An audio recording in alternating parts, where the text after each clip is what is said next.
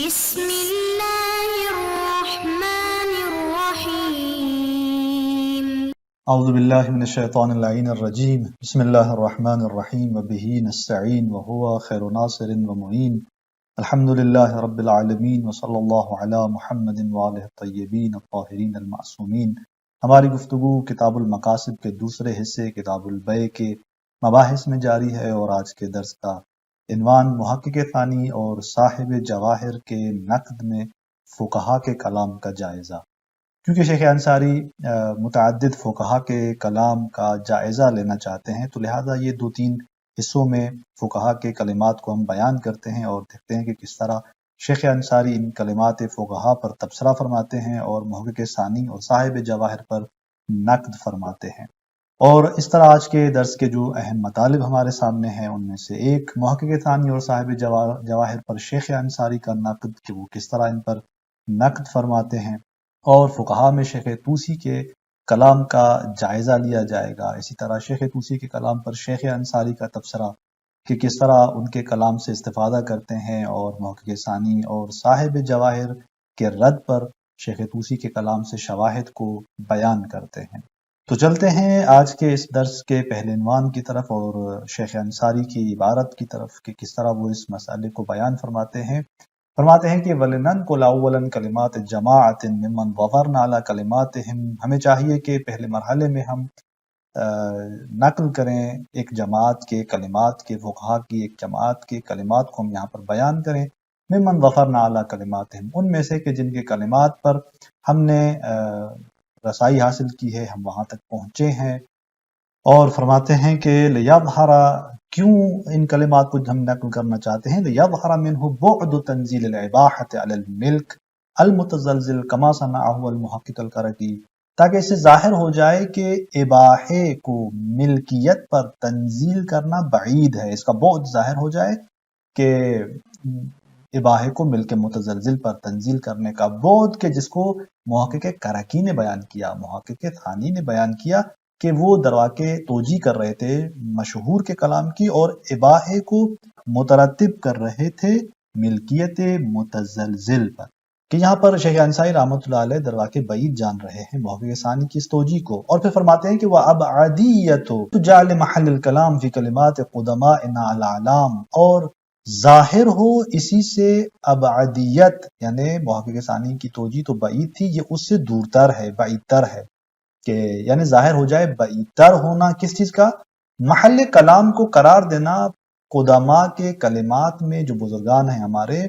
ما اس مورد کو کہ جہاں متعاتیان وہ جو معاطات انجام دے رہے ہیں وہ فقط ارادہ کرتے ہیں اباحے تصرفات کا،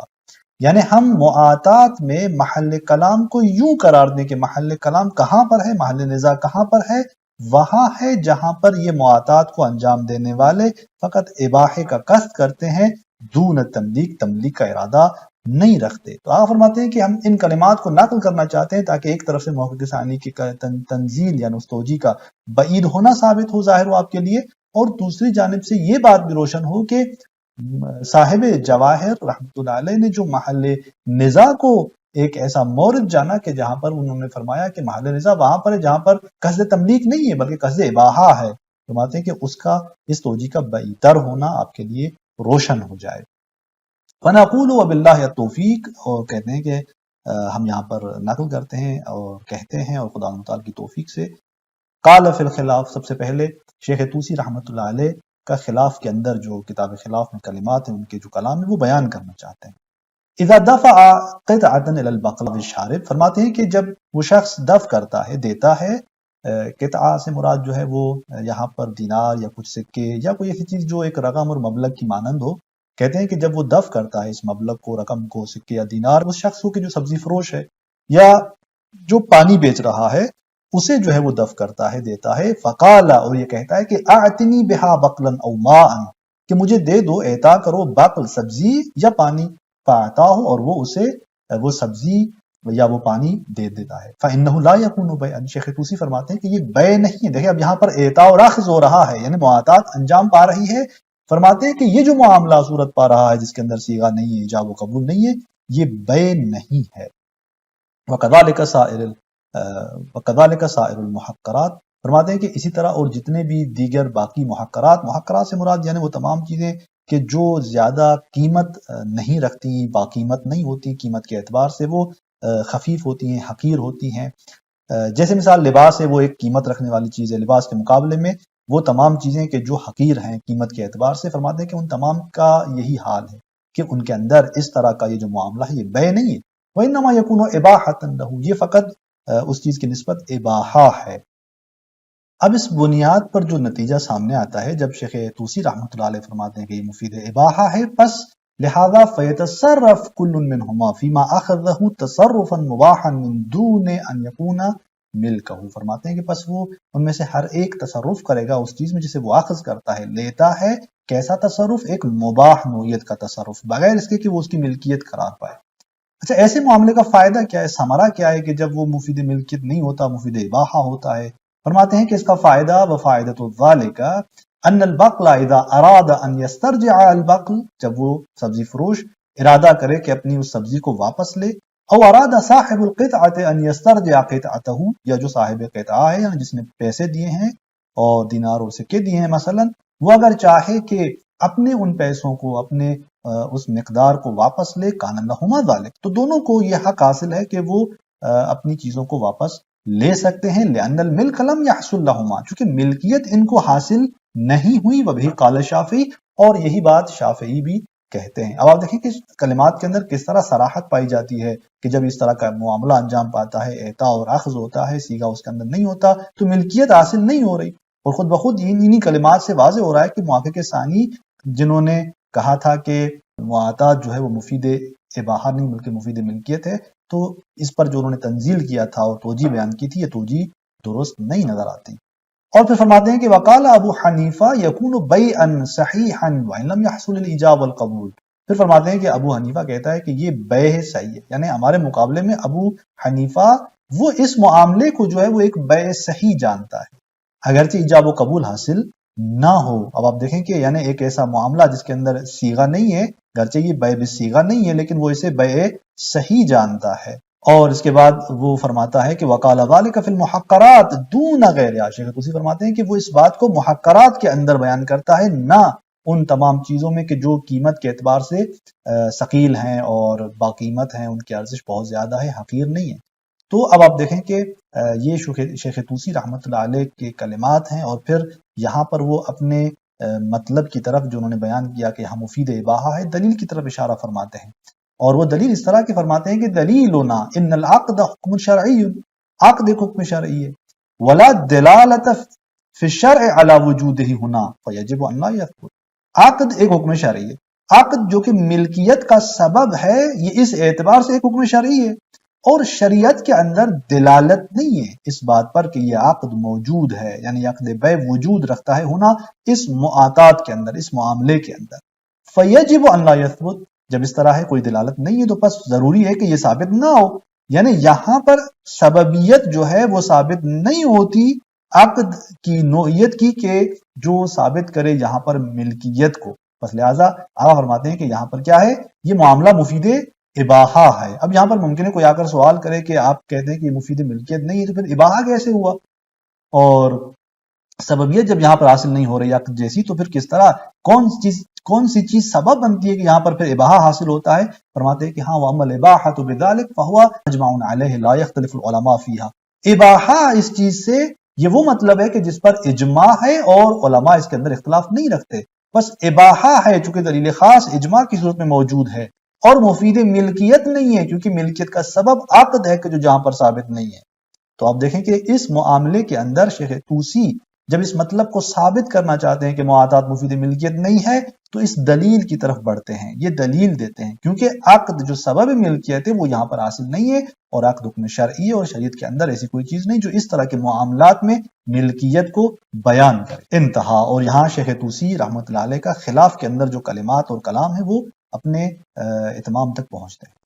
پھر شیخ انصاری رحمۃ اللہ علیہ شیخ طوسی کے کلام پر تبصرہ فرماتے ہیں اور شواہد کی طرف اشارہ کرتے ہیں، اور محقق ثانی اور صاحب جواہر کی توجیحات کے نقد پر اشارہ کرتے ہیں. فرماتے ہیں کہ ولا يخفى صراحة هذا الكلام في عدم حصول الملك، یہ بات مخفی نہیں ہے کہ یہ کلام صراحت رکھتا ہے اس بات میں کہ ملکیت حاصل نہیں ہے. بس اس سے کیا بات واضح ہوتی ہے کہ موقع ثانی کی توجیہ درست نہیں ہے. وَأَنَّ مَحَلَّ الْخِلَافِ بَيْنَهُ وَبَيْنَ أَبِي حَنِيفَةَ مَا لَوْ قُصِدَ الْبَيْعُ لَا الْإِبَاحَةُ الْمُجَرَّدَةُ. اور فرماتے ہیں کہ یہ کلام صراحت رکھتا ہے اس بات میں کہ اختلاف شیخ طوسی اور ابو حنیفہ کے مابین کہاں پر ہے؟ جہاں بیع کا قصد کیا گیا ہو، یعنی جہاں پر قصد تملیک تھی اس معاملے کے اندر، نہ اباحہ خالی اور اباحہ مجردہ. اب آپ دیکھیں کہ یہاں سے رد ہو جاتا ہے، موقع کے صاحب جواہر کی توجیہ جو ہے وہ یہاں سے رد ہوتی ہے، درست نظر نہیں آتی. یعنی آپ دیکھیں کہ مشہور کا نظریہ کیا تھا کہ معاطات مفید اباحہ ہے. ادھر سے ابو حنیفہ نے کہا کہ معاطات مفید بیع ہے، معاطات خود ایک بیع صحیح ہے، یعنی مفید ملکیت ہے. تو اس کا مطلب کیا ہوا؟ بیع کہاں ہوتی ہے؟ جہاں پر قصد تملیک ہو. یعنی یہاں پر نزاع ان دونوں کے درمیان ایک ہی مورد میں ہے. قرین مقابلہ سے معلوم ہوتا ہے کہ جہاں ابو حنیفہ جس مورد میں اس معاطات کو کہہ رہا ہے کہ یہ بیع صحیح ہے، وہیں اسی مورد میں آغا فرماتے ہیں شیخ طوسی ہمارے نزدیک نہیں، یہ بیع نہیں ہے بلکہ معاطات مفید اباحہ ہے. تو اس کا مطلب یہ کہ مورد ایک ہی ہے. وہاں پر شیخ طوسی اپنی نظر بیان کرتے ہیں مشہور امامیہ کی، اور اس کے مقابل میں ابو حنیفہ کی نظر بیان کرتے ہیں. اور اس قرین مقابلہ سے واضح ہوتا ہے کہ بس شیخ طوسی جہاں فرما رہے ہیں کہ یہ معاطات مفید اباحہ ہے، وہاں پر قصد جو ہے وہ قصد تملیک ہے. اور آپ دیکھیں کہ شیخ طوسی کے کلام میں شواہد موجود ہیں، کما یظہر ایضا من بعض کتب الحنفیہ. فرماتے ہیں کہ جیسا کہ خود کتب حنفیہ، بعض کتب حنفیہ سے یہ مطلب جو ہے وہ روشن ہے، حیث انہ بعد تفسیر البیع بمبادلۃ مال بمال قال، کہ کیونکہ بیع کی اس طرح تفسیر کرنے کے بعد کہ کہا کہ مبادلہ مال بے مال ہے، یہ بیع کی تعریف کی، اس کے بعد کیا کہتے ہیں؟ کہتے ہیں کہ وَيَنْعَقِدُ بِالْإِيجَابِ وَالْقُبُولِ وَبِالطَّاعَةِ. یہ جو مبادلہ ہے یہ حاصل ہوتا ہے، منعقد ہوتا ہے ایجاب و قبول سے اور طاعتی یعنی معاطات سے. آپ دیکھیں کہ پیروان ابو حنیفہ یعنی اس مسئلے کو، معاطات کو کہاں پر بیان کر رہے ہیں؟ جہاں پر قصد تملیک ہے. چونکہ اگر قصد تملیک نہ ہو تو بیع بھی صدق نہیں کرتی، لہذا وہ طاعتی کو بیع کے مصادیق میں سے جانتے ہیں، اور بیع وہاں ہے جہاں قصد تملیک ہو. وہیں پر شیخ طوسی رحمۃ اللہ علیہ فرماتے ہیں کہ وہ اس کو بیع صحیح جانتے ہیں. ہم کہتے ہیں کہ نہیں، یہ یہاں پر یہ جو معاملہ ہے جہاں قصد تملیک ہے یہ مفید اباحہ ہے، نہ مفید ملکیت. اور اسی طرح ہم دیکھتے ہیں کہ شیخ طوسی کے کلام پر شیخ انصاری جب تبصرہ کرتے ہیں تو ایک اور شاہد کی طرف اشارہ کرتے ہیں. فرماتے ہیں کہ وَأَيْضًا فَتَمَسُّكُهُ بِأَنَّ الْعَقْدَ حُكْمٌ شَرْعِيٌّ يَدُلُّ عَلَىٰ عَدَمِ انْتِفَاءِ قَصْدِ الْبَيْعِيَّةِ. اور نیز ایک اور شاہد یہاں پر یہ ہے کہ شیخ طوسی کا تمسک کرنا اس بات سے کہ عقد ایک حکم شرعی ہے. یہ جو انہوں نے تمسک کیا یعنی معاطات کو مفید اباحہ جانا، اور یہاں پر اس بات کو کہ معاطات مفید ملکیت نہیں ہے، اس کے اس بات کے لیے انہوں نے کہا کہ کیونکہ عقد جو کہ سبب ملکیت ہے وہ حکم شرعی ہے اور یہاں پر وہ ثابت نہیں ہے. اب یہ ان کا تمسک کرنا اس دلیل سے یدل، یہ ان کا تمسک دلالت کرتا ہے کہ علی عدم انتفاء قصد البیعیہ،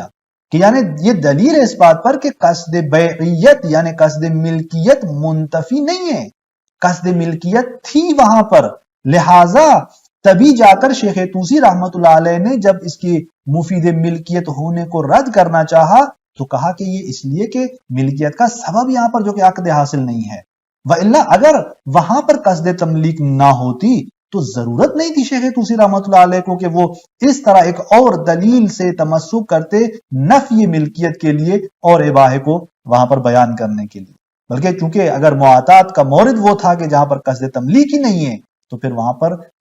یہی کہتے کہ پس جب قصد تملیک نہیں ہے تو پس یہ معاملہ مفید ملکیت بھی نہیں ہوگا. لیکن نہیں، وہ اس طرح سے وارد نہیں ہو رہے، اس طرح سے دلیل نہیں لا رہے، بلکہ وہ کہہ رہے ہیں کہ کیونکہ عقد جو سبب ملکیت ہے وہ یہاں پر ثابت نہیں ہے. تو اس کا مطلب یہ ہوا کہ یہاں شیخ طوسی جس معاطات کو کہہ رہے ہیں کہ یہ مفید اباحہ ہے، یہ وہاں اس کو جان رہے ہیں کہ جہاں قصد تملیک ہے. وَإِنْ لَكَانَ الْأَوْلَى بَلِ الْمُتَعَيَّنْ التَّعْلِيلَ بِهِ. وَإِنْ یعنی اگر وہ قصد تملیک کا معاطات کے اندر نہ ہوتا تو متعین کیا تھا؟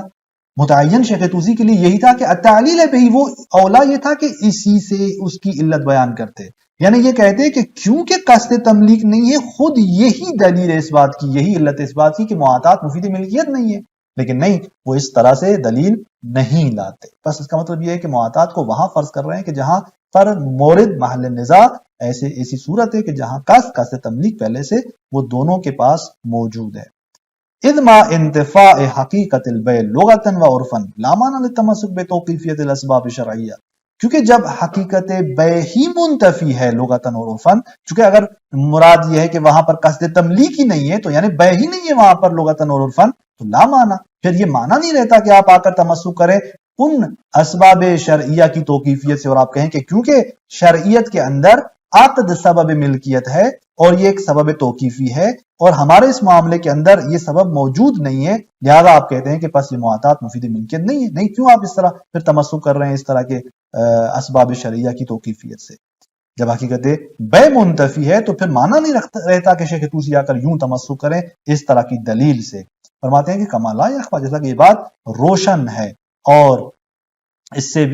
سے بھی واضح ہے کہ صاحب جواہر کی توجیہ درست نہیں ہے، چونکہ صاحب جواہر نے معاطات کو وہاں فرض کیا تھا کہ جہاں انہوں نے کہا کہ محل نزاع وہ مورد ہے جہاں قصد تملیک نہیں ہے، جبکہ یہاں سے کہ طوسی کی عبارت سے یہ بات روشن ہوتی ہے کہ نہیں، معاطات وہاں پر مد نظر ہے جہاں پر قصد تملیک ہے. وہیں پر یہ بزرگان فرماتے ہیں کہ یہ مفید اباحہ ہے نہ مفید ملکیت. اباحے کو اجماع سے ثابت کر رہے ہیں، ایک خاص دلیل سے ثابت کر رہے ہیں، اور اس معاطات کے مفید ملکیت نہ ہونے کو اسی دلیل سے ثابت کر رہے ہیں کہ عقد جو کہ سبب ملکیت ہے وہ یہاں پر نہیں ہے. اور اس کے بعد دیگر فقہا کے کلمات کو ہم آگے بیان کرتے ہیں اور اس پر شیخ انصاری کا تبصرہ اسے بیان کرتے ہیں اور کس طرح وہ صاحب جواہر پر نقد فرماتے ہیں. والسلام علیکم ورحمۃ اللہ وبرکاتہ.